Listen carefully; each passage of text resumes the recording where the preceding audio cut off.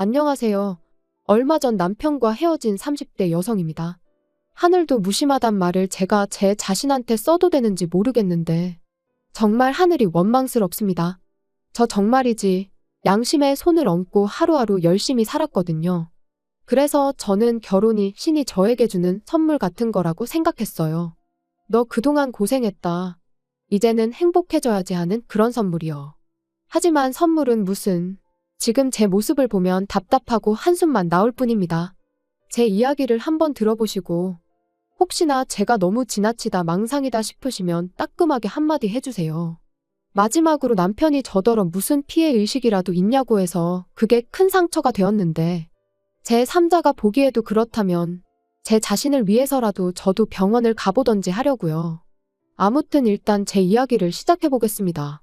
저보다 7살 많은 남편하고는 소개팅으로 만났어요. 저는 회사를 다니는 평범한 직장인이었고 남편은 주점을 운영하고 있었죠. 그리고 이건 좀 쑥스러운 이야기지만 남편과 한 소개팅이 제 인생 첫 소개팅이었어요. 그도 그럴 것이 저희 친정이 형편이 넉넉치 않다 보니 전 고등학교를 졸업하자마자 직장 생활을 시작했거든요. 그리고 중간중간 저한테 호감을 보이던 사람도 몇 명 있었습니다만 그런데 신경 쓸 겨를이 별로 없었네요. 집에 당장 편찮으신 아버지가 계시고 그 아버지를 간호하는 어머니가 계신데 제가 어디다 한눈을 팔 수가 있었겠어요. 그리고 한편으론 자격지심이었는지도 모르겠습니다만 제 상황이 좋지 않다는 걸 남들이 알게 하고 싶지도 않았고요.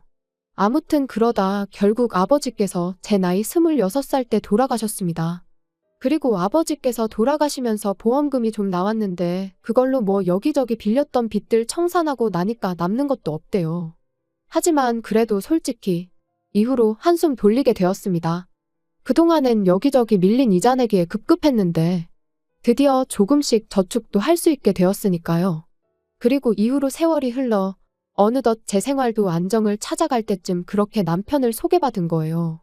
처음 남편을 보고 느꼈던 점을 얘기해보자면 뭐 괜찮아 보였어요. 크게 까다롭게 구는 거 없고 자기 일 열심히 하는. 하지만 무엇보다도 제 마음에 들었던 건 남편이 건강하단 사실이었습니다. 평생 몸이 약한 아버지와 살면서 어머니가 얼마나 고생을 하셨는지 누구보다 제가 잘 알았으니까요. 병간호라는 게 정말이지. 아픈 사람은 병간호해주는 사람한테 아프다고 할 수나 있지 병간호하는 사람은 아픈 사람한테 말 한마디 푸념도 못해요. 그게 그렇더라고요. 그래서 아무튼 남편하고 연애를 시작했는데 사귄 지 7개월 만에 바로 결혼 이야기가 나왔습니다. 남편 말이 자기 나이도 있고 하니까 얼른 결혼해서 애도 낳고 그랬으면 좋겠다고요. 그런데 전 솔직히 자신이 없었어요. 일단 모아둔 돈도 많지 않았고 연애도 처음인 마당에 결혼에 대해선 아예 생각을 해본 적이 없었죠. 하지만 남편은 계속해서 금전적인 부분은 걱정하지 말라며 저는 그냥 몸만 오면 된답니다. 집은 자기 부모님이 해주실 거고 혼수는 자기가 할 거니까 저는 그저 자기 옆에만 있어주면 된다고요.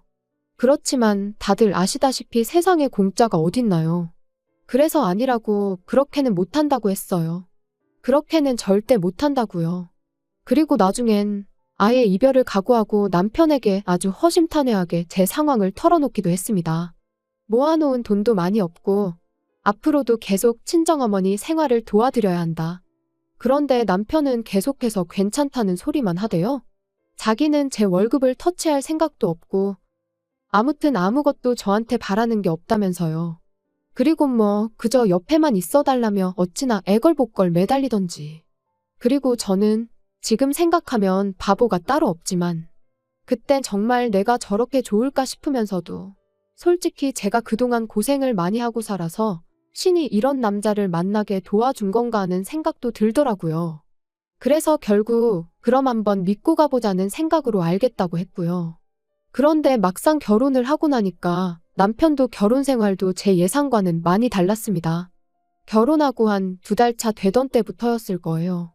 걸핏하면 남편이 저더러 회사는 관두고 자기한테 더 집중을 해달라 뭐 그런 소리를 하더라고요. 제가 자기 출근할 때 배웅을 해주면 좋겠다. 자기가 퇴근하고 오면 야식 같은 것 좀 챙겨주면 좋겠다. 황당했죠. 그게 불가능하단 건 누구보다도 남편이 잘 알고 있었거든요. 앞서 말씀드린 대로 저는 직장인이고 남편은 주점을 하는 자영업자예요. 그러니 당연히 출퇴근 시간이 달라요. 게다가 남편은 제 회사는 출장과 야근이 원래 많다는 걸 연애 때부터 잘 알고 있었거든요. 그런데 갑자기 생뚱맞게 자기를 배웅해달라, 야식을 해달라 해대니 어찌나 답답하던지. 그리고 그날도 새벽 2시가 다 돼서야 집에 온 남편은 자는 저를 흔들어 깨우더니 저한테 쫄면을 해달라고 하는 겁니다. 그래서 자다 말고 일어나서 면을 삶고 있는데 순간 저도 너무 서럽고 짜증이 나는 거예요. 그래서 남편한테 정말 이래야겠냐니까 저더러 그거 좀 해주는 게 그렇게 귀찮냐대요. 어이가 없어서 내 입장에서 한번 생각해 보라고 했어요. 6시에 일어나서 출근 준비해야 하는데 지금 시간 좀 보라고. 한두 번도 아니고 매번 이러니 화가 안 나겠냐고요. 그랬더니 남편이 어째선지 순순히 알겠답니다. 그리고 그런 남편의 모습에 뭔가 미심쩍긴 했는데 그래도 한편으론 하긴 자기도 자기가 너무하단 걸 깨달았나 보다 싶기도 했죠. 그래서 그날 저녁 새벽에 짜증낸 게 저도 마음에 걸려서 좋아하는 닭볶음탕이라도 해주려고 장을 봐서 집에 갔는데 어째선지 집도 치워져 있고 아침에 몇 개 나온 설거지거리도 싹 정리가 되어 있는 거예요. 그래서 저는 당연히 남편이 한 줄 알고 전화를 걸었어요. 남편도 새벽에 저를 깨운 게 미안해서 저 집에 오면 좀 쉬라고 치워놓고 나갔구나 싶어서 고맙다고 말하려고요. 그런데 이게 웬걸요. 남편이 하는 말이 어머님이 다녀가셨을 거랍니다. 자기가 제 이야기를 듣고 곰곰이 생각을 해봤더니 제가 참 힘들었을 것 같았대요. 그래서 어머님한테 앞으로 틈틈이 살림 좀 도와달라고 부탁을 드렸다나요. 솔직히 좀 황당했어요. 남편 말만 들으면 저를 위해 그런 것 같지만 그래도 그렇지 아무도 없는 집에 어머님이 오셨다 가셨다는 게. 그리고 그때는 솔직히 뭐라고 말을 해야 하나 싶어서 이러지도 저러지도 못하다가 어영부영 넘어가게 됐네요. 그런데 지금 생각해보면 그때 딱 잘라서 제 의견을 말했어야 했습니다. 이후로 점점 어머님이 오시는 횟수가 늘어났으니까요. 게다가 거기서 끝이 아니라 언젠가부터 어머님이 저를 기다리고 계실 때도 있었죠. 잔소리를 하시려고요. 바깥일도 좋지만 결혼을 했으면 뭐가 우선순위인 줄 알아야 한다던가, 왜 냉장고에 있는 반찬이 며칠째 똑같냐던가, 그리고 그럴 때마다 변명 아닌 변명을 해야 하는 게 한마디로 죽을 맛이대요. 그래서 결국 3달 만에 남편에게 아무래도 이건 아닌 것 같다 했습니다. 어머님이 좋은 뜻으로 오시는 건 알겠지만 솔직히 부담스럽다. 그러니 어머님께 당신이 잘 말씀드려서 앞으로는 날짜와 시간을 정하고 오시게 해달라. 그랬더니 남편은 못마땅한 기색을 내비치긴 했지만 결국 알겠다고 했습니다. 그런데 결론부터 이야기하자면 그 약속은 지켜지지 못했네요.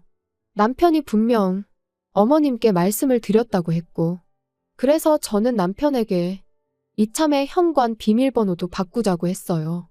그랬더니 남편은 꼭 그렇게까지 해야겠냐면서 한숨을 푹푹 내쉬더라고요. 그런데 저는 그런 남편의 반응이 납득이 되질 않았죠. 어차피 이제 어머님도 아버님도 약속 없이 오지 않으실 텐데 그러면 현관 비밀번호가 바뀐들 그분들한테는 아무 상관이 없는 일이잖아요. 그래서 제가 남편에게 조목조목 따지고 들면서 도대체 뭐가 문제냐고 했더니 남편도 딱히 반박은 못하고 그저 짜증난다면서 제 마음대로 하라대요. 어이가 없었죠.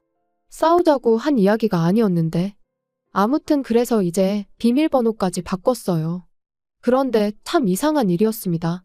어째서인지 언젠가부터 또다시 퇴근하고 집에 오면 집이 마치 저희 집이 아닌 것처럼 느껴지기 일쑤였으니까요. 가령 그릇들이 평소에 제가 놓는 대로 놓여있지 않는다던가, 버린 기억이 없는데 반찬이 버려져 있다던가, 그리고 솔직히 귀신이고 우렁각시고 다녀갔을 리는 없었으니 어머님이 왔다 가셨다는 걸 확신할 수밖에 없었죠. 하지만 막말로 증거도 없고 그렇다고 어머님이 예전처럼 저를 기다리고 계시다가 저한테 싫은 소리를 하시는 것도 아니었잖아요. 그러니까 이번엔 저도 그냥 알고도 모른 척 아무 말도 안 했어요. 남편한테 티를 내지도 않았고요. 어머님이 최소한 제 사적인 부분, 가령 안방이라던가 아무튼 직접적으로 저를 힘들게 하시는 게 아닌 이상 계속해서 모른 척할 생각이었지요. 그런데 결국 저는 가만히 있을 수가 없게 됐어요. 그날은 모처럼 신우까지 해서 온 가족이 모인 날이었습니다. 그런데 신우가 하고 온 귀걸이가 어째선지 무척이나 낯이 익더라고요. 제가 신혼여행지에서 샀던 귀걸이랑 똑같은 디자인이었으니까요. 그래서 남편한테 귓속말로 아가씨 하고 있는 귀걸이 좀 보라고 내 거랑 똑같아 보인다고 물었습니다. 그랬더니 남편도 맞다며 신기하다면서 분명히 살 때 하나밖에 없는 디자인이라고 해서 샀던 건데 어떻게 쟤도 하고 있냐대요. 그래서 제가 그때만 해도 정말 별뜻 없이 신우더러 그 귀걸이를 어디서 샀냐고 물었습니다. 그랬더니 어머님이 주셨다나요? 그리고 그때 안방에서 어머님이 나오시길래 어머님은 저 귀걸이를 어디서 사셨냐고 물었더니 어머님이 순간 깜짝 놀라시면서 신우더러 너는 그걸 왜 하고 왔냐고 짜증을 내시는 거예요. 그러니까 신우는 영문을 모르겠다는 듯 황당해했지요. 그리고 저는 그런 두 사람의 반응에 어째서인지 쎄한 기분이 들어 집에 돌아오자마자 제 귀걸이가 잘 있는지부터 확인을 했는데 어이없게도 상자가 텅 비어 있었어요. 그리고 그제서야 이것저것 눈에 들어오는 게 가을에 하려던 스카프도 안 보이고 뜯지도 않았던 향수도 안 보이고 큼직한 가방 같은 거 말고 작은 소품이나 화장품들이 몇 개 없어졌다는 걸 알게 된 거죠. 하지만 딱히 증거는 또 없어서 다른 건 말 안 하고 남편한테 귀걸이 얘기만 했어요. 내 귀걸이가 없어졌다고요? 그랬더니 남편이 그게 무슨 소리냐더니 이내 저더러 지금 혹시 무슨 생각을 하는 거냐고 우리 엄마가 가져가기라도 했다는 거냐고 그러는 거예요. 그래서 솔직히 요즘 어머님이 계속 나 몰래 집에 오셨던 거 안다고 했습니다. 그리고 남편더러 혹시 당신도 알고 있었냐 물었죠. 그랬더니 남편이 그게 무슨 소리냐면서 더 크게 목소리를 높였는데 저희 남편이 원래 당황할수록 목소리가 커지거든요. 그래서 이 인간이 지금 거짓말을 하고 있구나. 어머님이 드나들고 계신 걸 알고 있었구나 싶대요. 하지만 정말 저한테 무슨 증거라도 있는 것도 아니고 그래서 몰랐으면 됐다 하고는 더는 가타부타 말을 안 했어요. 범인은 현장에 반드시 다시 나타난다는 말처럼 저도 어머님이 다시 오실 거란 확신이 있었으니까요. 그리고 며칠 뒤 그날도 평소처럼 출근을 했는데 아침에 뭘 잘못 먹기라도 했는지 영속이 좋지가 않았습니다. 그래서 반차를 내고 모처럼 집에 일찍 왔는데 기가 막혀서 말도 안 나왔어요. 현관을 들어서니 어머님이 제가 온 줄도 모르고 거실에서 제 옷들을 입어보시며 패션쇼를 하고 계셨으니까요. 어찌나 당신 모습에 심취해 계시던지 제가 일부러 기척을 내도 모르셨지요. 그래서 결국 보다 못한 제가 어머님께 지금 뭐 하시냐 했습니다. 주인도 없는 집에서 남의 옷은 다 꺼내놓고 지금 뭐 하고 계시냐고요. 그랬더니 어머님이 얼굴이 정말 새빨개지셔서는 저더러 지금 무슨 소리를 하는 거냐며 대뜸 이 옷도 저 옷도 다 내 아들이 벌어다 준 돈으로 산 거지 않냐. 그러니 내가 좀 입어볼 수도 있지 그러시대요. 그래서 제가 꼭 그런 것만도 아니라고 저희 맞벌이 하는 거 아시잖아요 했어요. 그랬더니 그거 돈 몇 푼 번다고 유세냐면서 그럼 이 집은 누구 집이냐고 소리를 지르시더니 당신하고 아버님이 죽어라 벌어서 산 집인데 네가 뭔데 와라 마라 하냐. 그리고 니네 싸가지가 있네 없네 고마운 줄을 모르네. 말 그대로 막말을 퍼붓기 시작하시대요. 할 말이 없었습니다. 어머님 말씀대로 두 분 돈으로 산 집이 맞으니 제가 따로 할 말이 없었고 그렇지만 그렇다고 하더라도 어머님의 말씀은 너무 지나치셨기에 말을 하고 싶지가 않았달까요. 그런데 어머님은 제가 말이 없으니 더 약이 오르셨는지 더 큰 목소리로 소리를 지르기 시작하셨습니다. 너는 해온 건 없으면서 가진 건 많기도 하더라. 맨몸뚱아리로 시집와서 조신하게 지 남편 뒷바라지나 하지. 이런 식으로 돈을 빼돌린다 어쩐다. 솔직히 듣는 내내 어이가 없는 건 물론이고 모욕스럽기까지 하대요. 이렇게 무시당할까봐 안 한다고 한 결혼이었는데 자기가 다 책임진다더니 지키지도 못할 약속을 내뱉은 남편이 원망스럽기도 했고요. 그리고 그때 어째서인지 남편이 집에 왔습니다. 그런데 남편도 비어있어야 할 집에 저는 물론이고 어머님까지 계시니 당황한 눈치더라고요. 게다가 거실 바닥은 온통 제 옷들로 난장판이었으니 이게 다 무슨 일이냐고 묻대요. 그래서 제가 남편더러 궁금하면 어머님한테 한번 물어보라 했습니다. 그리고는 왜 지키지도 못할 약속을 해서는 사람을 이렇게 비참하게 만드냐고 한마디 하곤 헤어지자고 했네요. 어머님이 나한테 사과를 하실 분도 아니고 설령 사과를 하신다고 해도 오늘 같은 일이 또 없으리란 보장도 없지 않냐면서요. 그랬더니 어머님은 더더욱 목소리를 높이시며 네가 뭔데 헤어지고 말고를 정하냐며 그런 건 어머님 아들이 정할 일이랍니다. 가진 거라곤 쥐뿔도 없으면서 네가 뭐라고 결정을 하느냐고요. 그리고 그때는 남편도 어머님한테 말씀 좀 가려하시라고 한마디 하긴 하더니 기껏 덧붙이는 말이 이런 일로 이혼은 너무한다면서 자기가 정말 책임지고 두 번 다시 이런 일은 없게 하겠다고 이번만 그냥 넘어가 달라는데 솔직히 더는 믿고 싶지도 않았고 송충이는 솔잎을 먹어야 한다는 말처럼 제가 너무 분수에 맞지 않은 욕심을 냈나 하는 생각만 들 뿐이었습니다. 그래서 남편더러 그럴 거 없다 내 마음은 정해졌다 했어요. 그랬더니 남편이 저더러 어머님이 홧김에 한마디 하신 걸로 너무 오버하지 말라면서 그거 자격지심이고 피해의식이야 그러는데 나오던 눈물도 쏙 들어갈 만큼 황당하고 기가 막혔죠. 그래서 마음대로 생각하라 하곤 제 집만 챙겨 나왔습니다. 그리고 뭐 다행이라고 해야 할지 어머님이 혼인신고는 세금 문제도 있고 하니 좀 천천히 하라셔서 미루고 있었는데 어쩌면 어머님은 처음부터 저희가 이렇게 될 줄 알고 계셨던 걸까요? 아니면 이렇게 만들 생각이셨던 건지. 아무튼 잘 됐죠 뭐. 머리 아프게 따지고 그럴 필요도 없었으니까요. 하지만 남편은 무슨 미련이라도 남았는지 지금도 계속 연락이 옵니다. 어머님도 반성 많이 하고 계신다면서 저만 돌아오면 된다면서요. 하지만 제가 한 번 속지 두 번 속을 순 없죠. 그리고 정말이지 세상에 공짜는 없다는 걸 몸소 배웠는걸요. 좁은 방 한 칸에서 친정어머니와 부대끼며 살더라도 제 능력껏 사는 지금이 좋습니다. 후회 안 해요.